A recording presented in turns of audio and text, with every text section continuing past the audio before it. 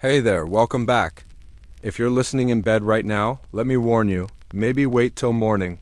Because tonight, I'm not just telling you how medieval people slept, I'm telling you why they broke their sleep in two, and what happened in that strange, silent gap between them.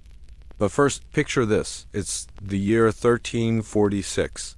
You re a stable boy in a village so small it doesn't have a name. You share a straw mattress with your brothers, and tonight it's freezing, no fire, no privacy, no dreams yet. You fall asleep when the stars come out, and as expected, you wake up 4 hours later. You don't know why, you just do. It's not strange. Everyone you know does this. Your father is outside, checking the door bolts. Your mother is whispering psalms. You sit up, eyes blurry, ears sharp, and then you hear it. A knock, not at the door. From inside the wall. Before we go further, take a second. If you're enjoying this kind of story, the ones where history isn't dry, where the truth feels almost too weird to be real, hit like, subscribe, maybe even share it with that friend who's obsessed with medieval weirdness.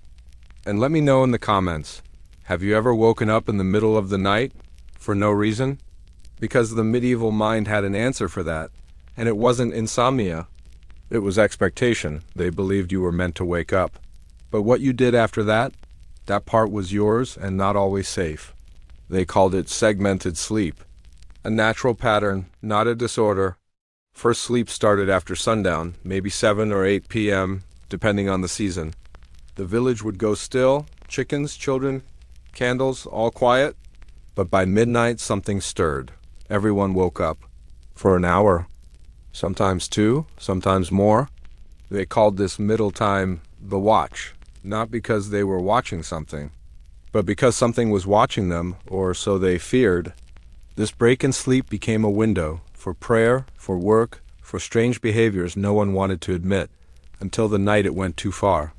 There's a documented case from 1452, a town in southern France. Quiet, faithful, poor. One winter the children began to disappear, always between first and second sleep. Always silently, doors remained bolted. Dogs didn't bark. The only thing villagers found in the morning was muddy footprints. Inside the homes, no pattern. No signs of forced entry, and strangest of all, the beds weren't empty. The children returned before sunrise, filthy, silent, confused. One girl said she'd seen a tall man with goat legs. Another claimed she floated above the rooftops. No one believed them. Until one didn't come back. That year, the parish banned segmented sleep, told people to stay in bed through the whole night. But it didn't work, the body knew. Around midnight, they still woke. Even if they didn't want to. Even if they were afraid. Because segmented sleep wasn't just a habit, it was biological. Before electricity rewired our world, it was normal to sleep in 2 parts. Historians confirmed it through court records, personal letters, even medical manuals. But there's something they leave out, something buried in the folklore. The church warnings, the whispers. Between first and second sleep, something moved. They didn't light lamps when they woke. That was the rule. If you had to get up, to use the chamber pot, to tend the fire, to pray, you did it quietly and in the dark. Because the light drew attention. Not just from neighbors, but from things outside. Things that weren't supposed to be up either. Candles cost money, yes. But the real reason people kept them unlit was older. It came from folk memory, passed in silence. If you lit a candle after midnight, you had to blow it out before it cast 2 shadows. One of them might not be yours. In 1478, a monk named Brother Willem recorded a warning in the margins of his psalter. It wasn't scripture. It wasn't prayer. Just 4 shaky words, do not open door. Historians debate what he meant. Some think it referred to temptation or sin. But the ink was different, rushed, like it was scribbled in a hurry. Underneath it, another monk had added years later, he did. We found only blood. The abbey never reopened. The bell still hangs silent in a collapsed tower near Genta, locals call it, the place that hears you knock back. Not everyone feared the middle of the night, some used it. Old wives whispered remedies to each other during the watch. Hunters tracked animals that moved while humans slept. Midwives delivered babies quietly in the shadows between sleeps. They believed the night gave them power. That sleep was like a curtain, and when it lifted, just briefly, the world was thinner. The air felt different. People heard things they couldn't name, a knock, a voice, a footstep too close. But it was always just one sound, never repeated, never explained, like someone waiting. There's a small village in Austria, barely a dot on any map, where people still follow the old pattern. Not because they want to, but because they say they can't stop. The villagers claim that if you sleep through the watch, your dreams turn heavy. Thicker, darker, one woman, Marta, told a visiting journalist that when she ignored the watch for a week, she started waking with bruises on her arms. One night she didn't wake at all, her husband did. He said she was standing at the window, eyes open, whispering in Latin. Marta never studied Latin. She hasn't slept through the night since. In 1531, a physician in London published a treatise on night frights, what we'd now call sleep paralysis. He described patients who awoke between sleeps and found themselves unable to move, as if a black mare sat upon their chests.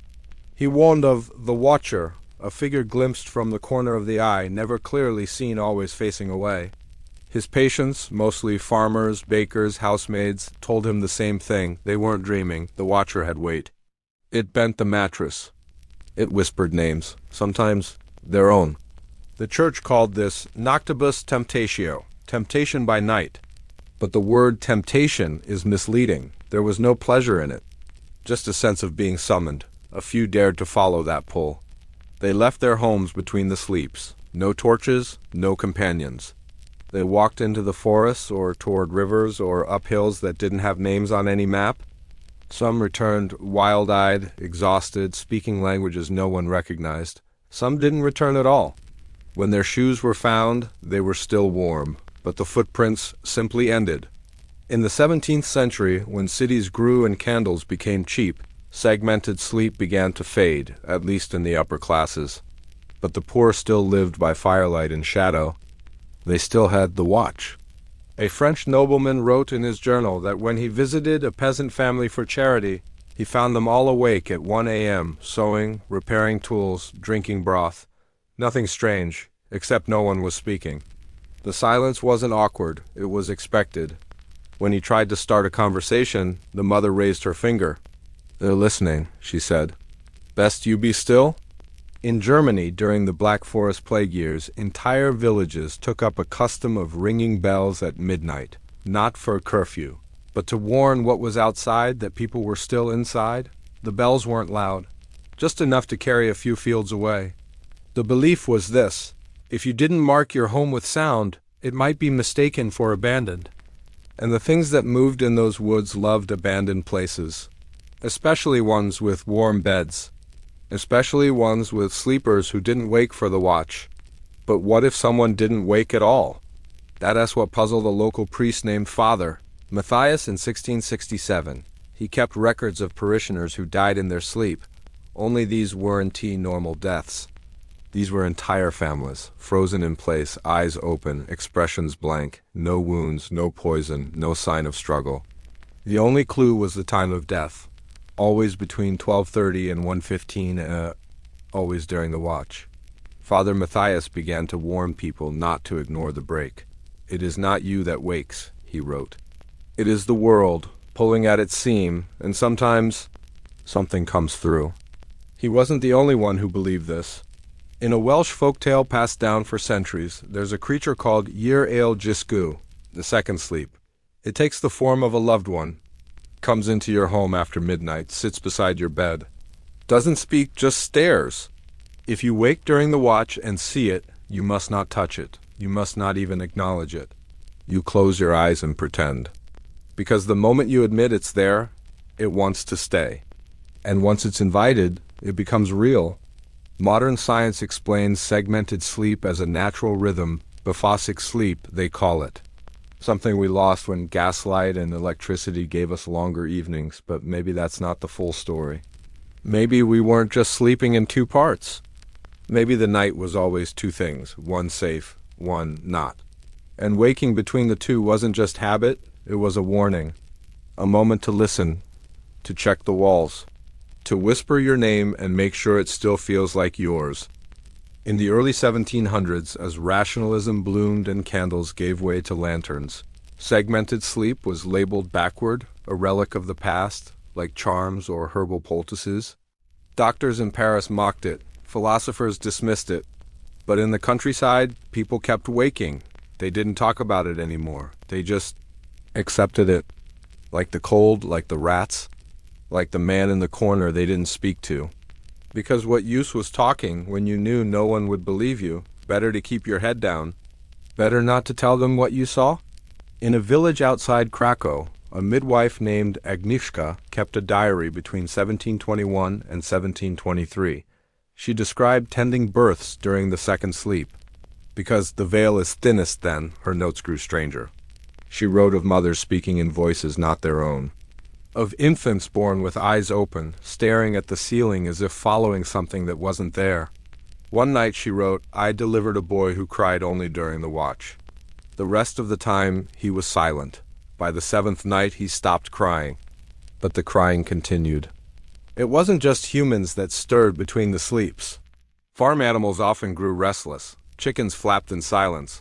Dogs whimpered but wouldn't move. A farmer in Cornwall nailed his stable shut after finding hoof prints on the inside of the barn, despite no animals being kept there that winter. The prints were strange, long, narrow, as if something stood upright. The local priest said it was a hoax. The farmer never argued, but that spring he abandoned the farm and left town. The barn was never reopened. And now it's just a ruin where nothing grows, not even weeds. In 1790, a philosopher named Jean-Baptiste Durand tried to revive segmented sleep among his students as a way of reconnecting with natural rhythms. He documented their reactions in letters: unease, confusion, a sense of being watched. One student wrote that he could feel someone standing just behind him at the fireplace each night, though no one was ever there. Another dreamed of stairs in his bedroom that didn't exist. Every night he dreamed he walked down them. On the fourth night, he never came back up. His roommate found him lying on the floor, eyes open, whispering, there under the stairs. Durand ended the experiment and burned the journals.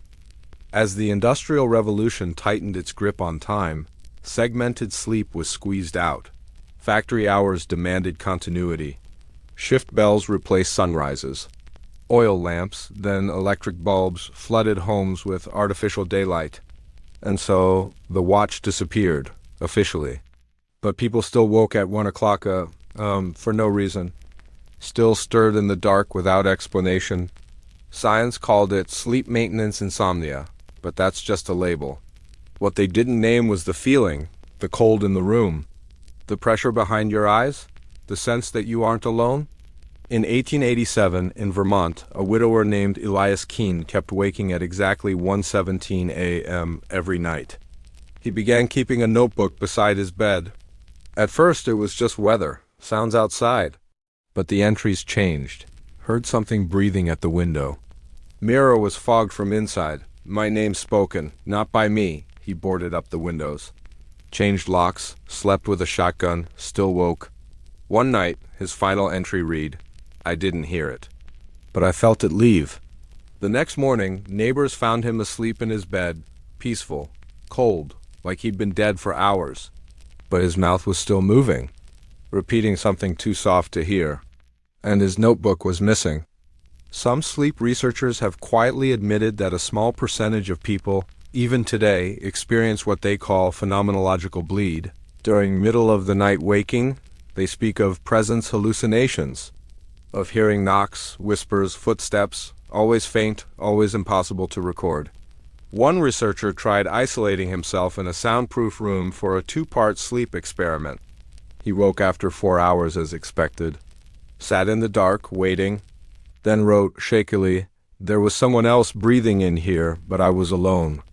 Today, most of us don't notice when we wake between sleeps. We check our phone, turn over, scroll, drift back, but maybe that's not so different. Maybe we still feel the watch in our bones. Maybe we scroll because something in us knows we shouldn't really fall back asleep yet. Not just yet. Not till whatever passes by. In 1923, in a remote part of Romania, An ethnography named Anca Ionescu interviewed elderly villagers about ancient sleep customs. They laughed when she asked about segmented sleep, not because they didn't know it, but because they still practiced it. One man, nearly blind, told her, "You don't fight the wake. You use it?" When she asked what he meant, he tapped the side of his head. Dreams come in the second sleep. But only if the first part opens the door. Anca stayed overnight in the village. At midnight, the entire household rose as if pulled by a thread. No clocks, no words, just motion. The children sat still with eyes closed. The grandmother traced salt circles on the wooden floor. Outside, wolves howled and then stopped. Suddenly, as if interrupted, Anca felt dizzy, nauseated. She tried to speak but couldn't. When she awoke hours later, her boots were wet. Her notebook was open. The page said only, "Do not write what you heard." She returned to Bucharest and never published her findings. But her niece found the notebooks in a crate decades later. Notes from the field, sketches of strange symbols, and a repeated phrase in 5 languages. It comes between the breaths. No explanation, no context, just that. Again and again. In the 1960s, sleep scientists confirmed the existence of ultradian rhythms, natural cycles in the brain that divide rest into phases. But one small study, buried in an obscure journal, reported that participants isolated from all light and time cues still woke 4 hours into sleep. Even in total darkness, even when they had no idea what time it was. They woke, and many reported dreaming while awake. One subject said, "I saw my mother, but she died 10 years ago. She told me I was dreaming wrong. She said to stop looking behind me. When asked what he meant, he couldn't explain. Just cried." By the 1980s, segmented sleep had vanished from public memory. Medical literature called it a curiosity, a historical footnote, but some therapists began to notice a pattern. Patients waking at the same time nightly, between 1 and 2 a.m., not with nightmares, not with panic, just with the sense they'd forgotten something important. Like leaving the stove on, like walking away from someone mid-sentence, like missing a door that should have been locked. One patient, a software engineer named Daryl, installed motion sensors in his apartment. Every night, same thing. He'd fall asleep at 10, wake at 1:17, lie still, heart pounding. His logs showed no activity. Until one night he captured a single anomaly, a shadow across the kitchen floor. Not shaped like a person, more like a long blur. No clear form, no sound. But when he checked the camera in the morning, the file was gone. Only the log remained. Time-stamped. 1:17 a.m. He moved, but the time followed him. In 2003, a Canadian sleep researcher named Dr. Arjun Mehta wrote a private paper for his institute, later leaked online. He claimed segmented sleep was not a phase of the body, but of the environment. That the Earth itself might pass through microcycles of permeability, windows where the world thins and other things lean close.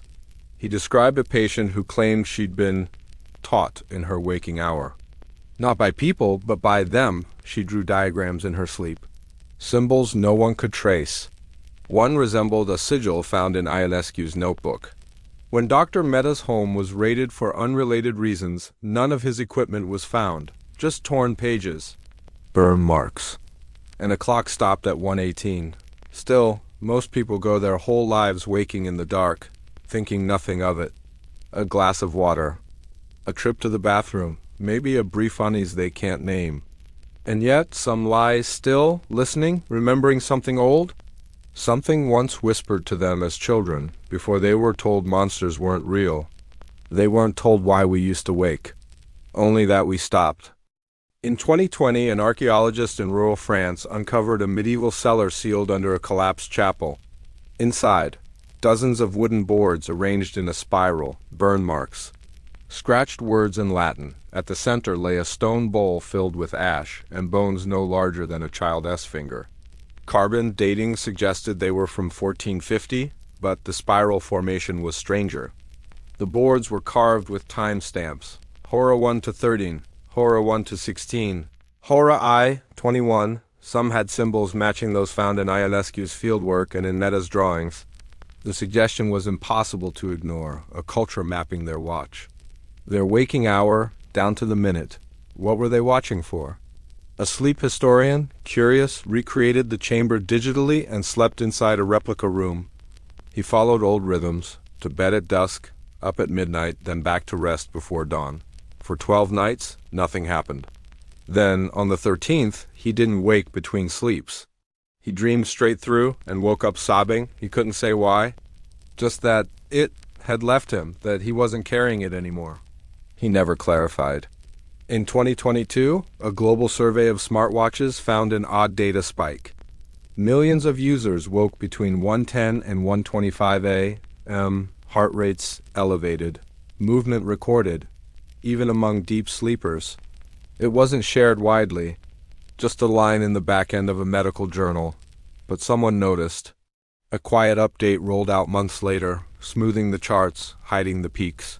When asked, developers said it was a noise filter, but no one explained what caused the noise. And maybe that's for the best. Because the truth is, you've probably felt it too, that stillness, that blink into wakefulness with no clear reason. You might have checked your phone, rolled over, shrugged it off. But part of you, some small, ancient part, knew better, knew to stay quiet, knew not to look in the dark corner, knew not to answer if someone said your name in the wrong voice. Because some things don't come through the door. They come through time, through the seam in your sleep, through that soft, thin space where your breath pauses and theirs begins. So if you wake tonight, just wait. Don't speak, don't move. Let the second sleep take you, and whatever else is watching, maybe it won't notice.